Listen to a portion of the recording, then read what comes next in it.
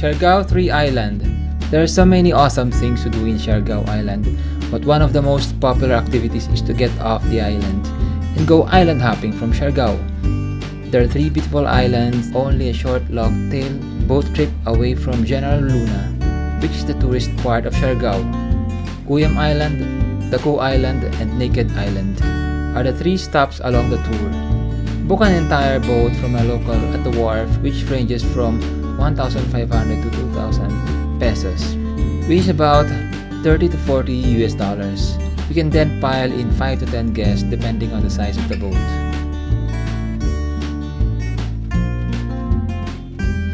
This will not include lunch and may not include entry fees. That depends on how you organize it with the boatman.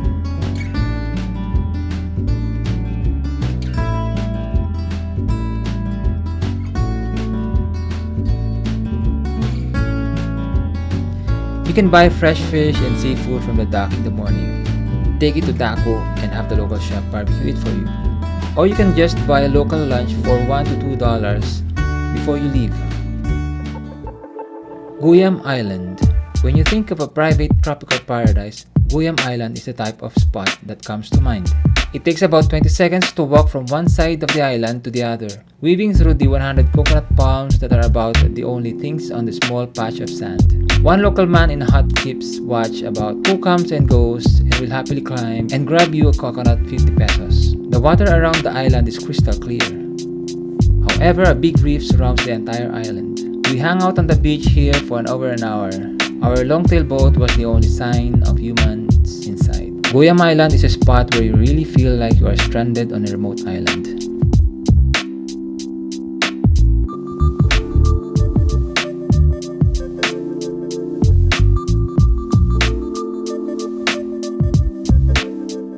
DAKU Island. DAKU Island is going to be the middle island and your lunch stop of the day. If you opted for the budget tour with the private boat at the set price of 1,500 pesos, you will be on your own here.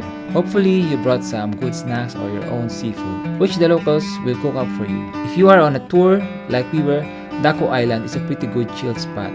You will have one of the little bungalow huts included in your fee. And after an hour or so of chilling in the sun, exploring the palms and seafood feast will arrive. Squid grilled chicken, adobo, mango pineapple salad, and drinks.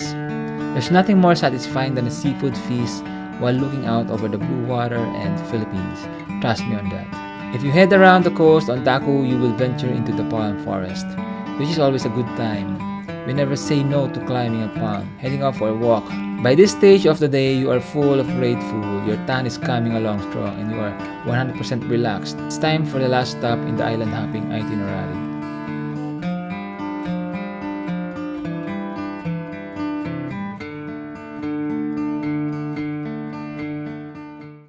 Naked Island. The final stop of your island hopping Siargao experience is Naked Island. No, it's not a nudist island. It just doesn't have anything other than sand on it, making it a naked island. A bit of grass is growing on the island nowadays thanks to birds dropping seed, but for the most part, this sandy patch in the middle of the ocean is bare. The sandbar is so small I swam around the whole thing before hanging out in the crew in the shallows for a couple of hours. There isn't anything to see in this island. It's 100 meters of sand, but that is the beauty of it. Have a beer kick back in the sand or refresh yourself in the water. It's also a good spot for sunset if you can manage to stay out that long.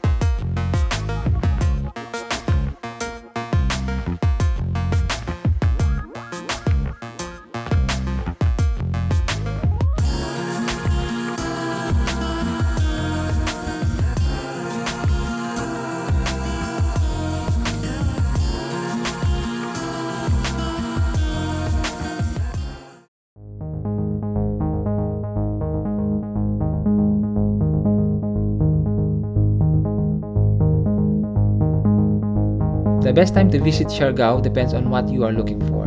Many consider the best time of the year when weather is best, but that also means crowds. I'll give you a few options about when is the best month to visit Siargao Island. September. Siargao hosts the 9th Surfing Cup each September, an official WSL Pro event. July to November. The best time period for surfing in Siargao is July until November. The East Easterly Mindanao Current provides the island with waves that came from the deepest regions of the Pacific. March to May. If you aren't as interested in the surf but are craving that sun, March until May should bring you guaranteed sunny days. But it's the Philippines, so you can't guarantee it. Awesome things to do in Siargao. Enjoy the best Siargao surf spots. This list of things to do in Siargao has to begin with the surf. It is after the surfing capital of the Philippines. Siargao hosts the Cloud9 Surfing Cup. Each September, an official WSL Pro event. It also boasts waves almost all year round, similar to surfing spots like Hawaii. The Cloud9 boardwalk and viewing area has become one of the most popular Siargao tourist spots. The beauty of surfing on Siargao is that there is a surf break for all levels. Personally, I suck at surfing, so I hit up the beginner waves at Jacking Horse. I did enjoy watching the seasoned surfers tearing up the bigger waves at Cloud9. This wave barrels and is not only one of the best waves in the Philippines but is ranked in the top 10 waves of the world. If the waves aren't rolling in nicely at the beach breaks, you can pay $4 to $5 to ride a boat out to an island break less than an hour from Siargao and surf the afternoon away in the middle of the ocean. These are some of the popular surf breaks in Siargao and what you can expect at each of them. Cloud9. This is the most famous surf break in Siargao and has some nice barrels. We spent many mornings watching the experts who carve it up from the 3-story hut that sits out over the water. This wave single-handedly made Siargao the surfing capital of the Philippines. Jacking Horse, the most accessible beginner wave on the island. A great spot for learning how to catch a wave, but often crowded with surf lessons. And it has a strong tide, lots of paddling if you aren't a gun. Some of the local longboarders tear it up here. Quicksilver, GUYAM, Secret Beach. Head on past the trespassing signs and enjoy small rolling waves, great for beginners. It's about 30 minutes from General Luna.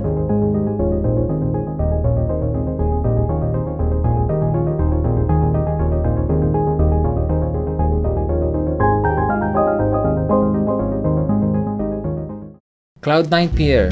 One of my favorite things to do in Siargao was to wake up for sunrise and chill out on the end of the Cloud9 Pier. Sometimes surfers were tearing it up and watching that was awesome. Other times I watched the sun slowly rise in the distance. Hardly anyone wakes up to head out there except for a few others, quietly enjoying the start of the day at Cloud9. It could be something to consider when you are thinking about where to stay in Siargao. Somewhere near Cloud9 Pier means you will have your sunrise spot sorted. If you head out here for sunset, you'll find yourself sharing the hut at the end of the pier with quite the crowd. It doesn't get the perfect sunrise or sunset due to its location, but it's one of your best bets if you are in General Luna. Shaka Cafe Smoothie Balls. This is not a food blog, but there are a few spots that will make it into the Siargao travel guide that you will need to try. Shaka is the standout and an obligatory acai bowl. It's required from this chill little cafe right by Cloud9 Surfway with lots of different smoothie bowl options. You can go wrong, especially with the coffee included for $5. Not a bad way to kickstart your day. Don't forget to upload a photo of your bowl to Instagram because these bowls are works of art. If you didn't gram it, did you really have a smoothie bowl? Siargao nightlife. We didn't party too hard in the island, but we ventured out into the Siargao nightlife. One of the most popular things to do in Siargao is to surf during the day and party at night. And repeat that every day the entire trip. The bars in Siargao actually have a cool system that works well for the partiers but also the clubs. And that makes Siargao nightlife busy every night. Each night is a different venue and the bars share the nights of the week. If you feel like partying, just ask anyone where the party is at that night. They will give you the pre-location and the actual party, which will kick off around 11 p.m. Because of the surf and the nightlife, backpacking on Siargao is becoming more and more popular every year. Bravo, Rambar, and Viento seem to be the popular picks throughout the week, but hands down you can't leave Siargao until you have that jungle experience. Each Friday night there's a wooden shed with an open wall that fill to max capacity and becomes one hell of a party. During the day it looks like a place you would keep your horses, but come Friday night you don't want to be anywhere else.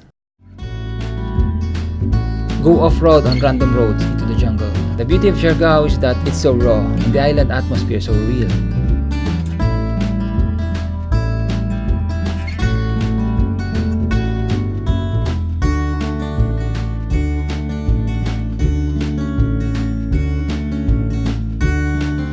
General Luna is so touristy, but 90% of the island is not touristy at all. Jump on your scooter and go for a drive. Turn off onto some random dirt tracks during golden hour. Watch the light rays shine through the pond as you get eaten by the mosquitoes. Getting lost in the jungle was one of our favorite things to do in Siargao during the golden hour.